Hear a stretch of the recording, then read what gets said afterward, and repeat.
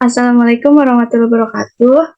Kami dari kelompok 5 akan memaparkan materi tentang audit terhadap siklus pengeluaran, pengujian terhadap saldo hutang usaha yang beranggotakan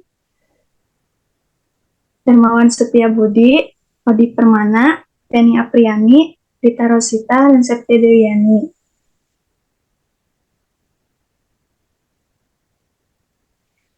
Materi pertama akan dijelaskan oleh saya, yaitu tentang deskripsi utang usaha.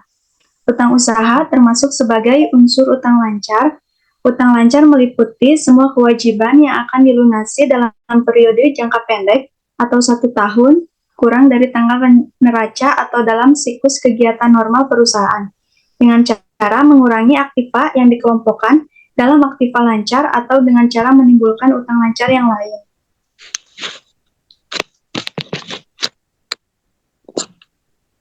Selanjutnya, utang lancar digolongkan menjadi 6 kelompok, yaitu utang usaha yang timbul dari transaksi pembelian bahan baku dan bahan penolong, suku cadang, dan bahan habis pakai pabrik atau factory supplies. Utang usaha dapat digolongkan menjadi 2 golongan. Yang pertama, utang yang tidak disertai dengan surat berharga sebagai bukti tertulis tentang kesanggupan untuk membayar kewajiban disebut dengan utang usaha atau account payable. Yang kedua, utang yang disertai dengan surat berharga sebagai bukti tertulis tentang kesanggupan untuk membayar kewajiban, atau disebut dengan utang wesel atau notes payable.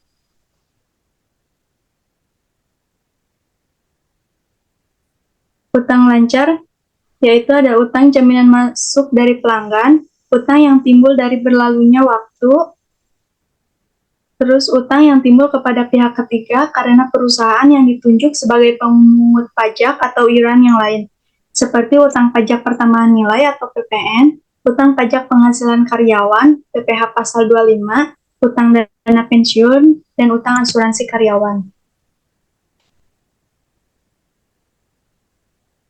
Materi selanjutnya akan dijelaskan oleh Rita Rosita. Akrual yang timbul dari kegiatan usaha perusahaan meskipun A. Jumlah utang tersebut harus ditaksir seperti utang bonus, B. Kreditnya tidak diketahui seperti utang biaya reparasi untuk produk perusahaan yang dijual dengan garansi, C. Utang yang jumlahnya harus diukur dari transaksi sekarang misalnya utang sewa. Pendapatan yang diterima di muka utang yang jumlahnya dihutang dari besarnya depresiasi sumber alam. Utang lain yang diperkirakan dilunasi dalam jangka waktu pendek seperti utang bank atau kredit modal kerja misalnya, utang jangka panjang yang segera jatuh tempo, utang pajak penghasilan, utang dividen.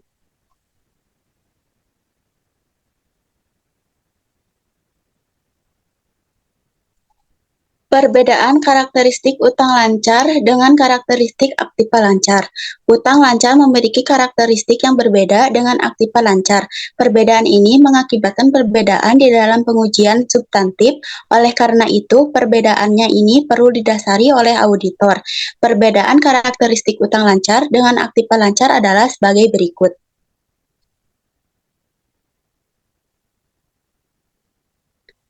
Perbedaan karakteristik utang lancar dengan karakteristik aktiva lancar. Yang pertama, dalam penyajian aktiva lancar, klien berkecenderungan umum untuk menyajikan aktiva tersebut lebih tinggi dari jumlah yang senyatanya. Kecenderungan ini seringkali didorong oleh motif untuk memberikan gambaran modal kerja yang lebih baik sehingga kelihatannya perusahaan memiliki likuiditas yang baik. Gambaran modal kerja yang baik ini juga dapat ditempuh dengan menurunkan nilai hutang lancar, yaitu umumnya dengan cara tidak mencatat hutang lancar, sehingga terdapat hutang yang tidak tercatat tanggal neraca atau under record liabilitas. 2. Dalam menyajikan aktiva lancar, klien menghadapi masalah penilaian unsur-unsur aktiva lancar per tanggal neraca, kas harus disajikan pada nilai kursnya pada tanggal neraca. Jika kas tersebut berupa valuta asing, piutang harus disajikan pada nilai bersih yang dapat ditagih pada tanggal neraca. Sediaan harus ditentukan kualitas dan kondisinya juga dapat disajikan pada nilai bersih yang dapat direalisasikan pada tanggal neraca. Di lain pihak, dalam penyajian utang lancar, klien tidak mendapatkan masalah penentuan nilai utang lancar tersebut pada tanggal neraca. Apa yang menjadi kewajiban perusahaan pada tanggal neraca tidak perlu ditentukan nilainya. Klien menghadapi fakta di dalam menyajikan utang lancar. Selanjutnya akan dijelaskan oleh rekan saya.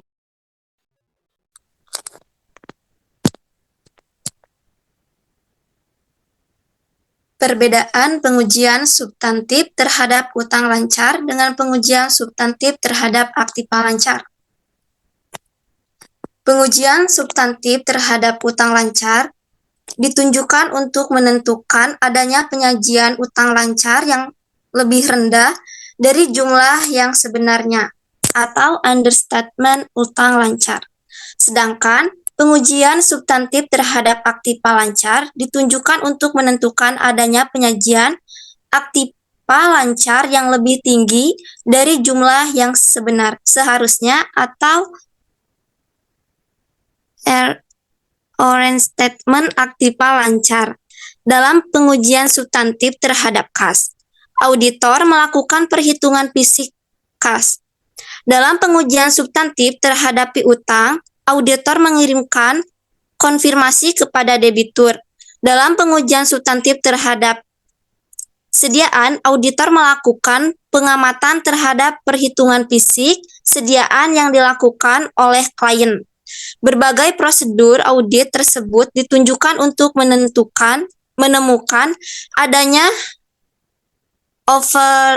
overstatement aktiva lancar.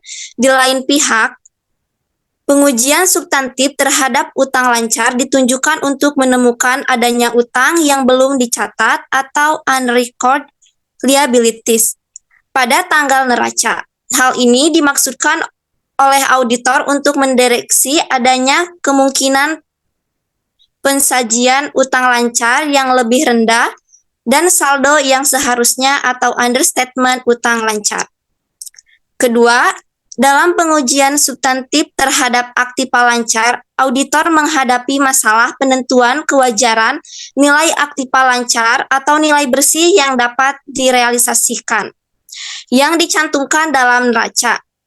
Penentuan nilai aktiva lancar ini menyangkut penaksiran apa yang akan terjadi di masa yang akan datang. Dalam pengujian substantif terhadap aktiva lancar, auditor memverifikasi nilai kas yang disajikan dalam neraca, menguji kewajaran nilai piutang yang diperkirakan dalam ditagih pada tanggal neraca, dan menguji kewajaran nilai sediaan dengan melakukan hitung uji atau tes count. Pengujian konfilasi atau confilation test, dan pengujian harga atau freezing test. Di lain pihak, dalam pengujian substantif terhadap utang lancar, auditor menghadapi fakta, menghadapi data historis mengenai kewajiban perusahaan yang terjadi di masa yang lalu, yang dalam jangka pendek harus dilunasi. Oleh karena itu, pengujian substantif terhadap utang lancar memerlukan waktu yang relatif lebih pendek bila dibandingkan dengan pengujian substantif terhadap aktiva lancar. Kemudian ada prinsip akuntansi berterima umum dalam penyajian utang lancar di neraca. Sebelum membahas pengujian substantif terhadap utang usaha, perlu diketahui terlebih dahulu prinsip akuntansi berterima umum di Indonesia dalam penyajian utang lancar di neraca sebagai berikut ini. 1.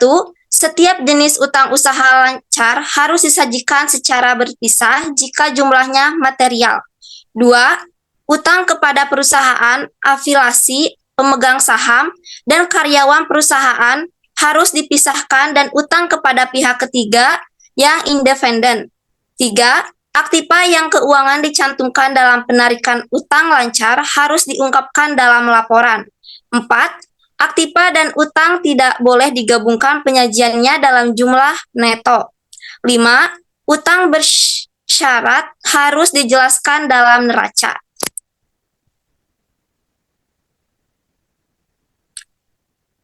Tujuan pengujian substantif terhadap utang usaha. 1.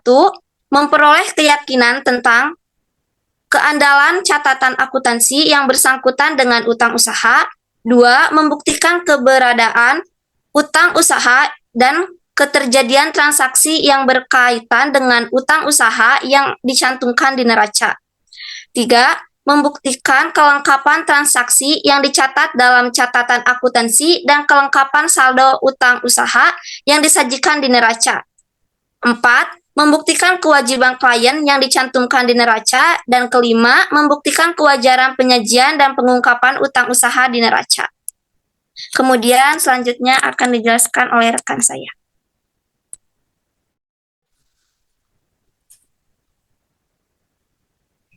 Program pengujian substantif terhadap utang usaha. Program pengujian substantif terhadap utang usaha berupa prosedur audit yang dirancang untuk mencapai tujuan audit seperti yang telah diuraikan di atas. Tahap-tahap prosedur audit dimulai dari pemeriksaan yang bersifat luas dan umum sampai ke pemeriksaan yang bersifat rinci. Berbagai prosedur audit dilaksanakan dalam 5 tahap berikut ini.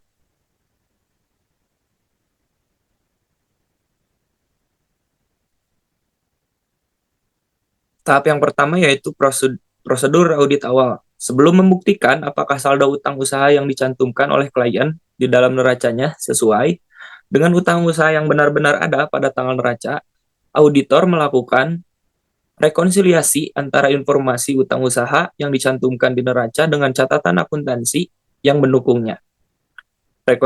Rekonsiliasi ini perlu dilakukan agar auditor memperoleh keyakinan bahwa informasi utang usaha yang dicantumkan di neraca didukung dengan catatan akuntansi yang dapat dipercaya. Oleh karena itu, auditor melakukan 6 prosedur audit berikut ini dalam melakukan rekonsiliasi informasi utang usaha di neraca dengan catatan akuntan yang bersangkutan. Yang pertama, ada usut saldo utang usaha yang tercantum di neraca ke saldo akun utang usaha yang bersangkutan di dalam buku besar. Yang kedua, hitung kembali saldo akun utang usaha di buku besar. Yang ketiga, usut saldo awal akun utang usaha ke kertas kerja tahun yang lalu. Poin yang keempat, lakukan review terhadap mutasi luar biasa dalam jumlah dan sumber posting dalam akun aktiva tetap dan akumulasi depresiasinya. Poin yang kelima, usut posting pendebitan dan pengkreditan akun utang usaha ke jurnal yang bersangkutan. Dan yang terakhir, poin keenam, lakukan rekonsiliasi buku pembantu utang usaha dengan akun kontrol utang usaha di buku besar.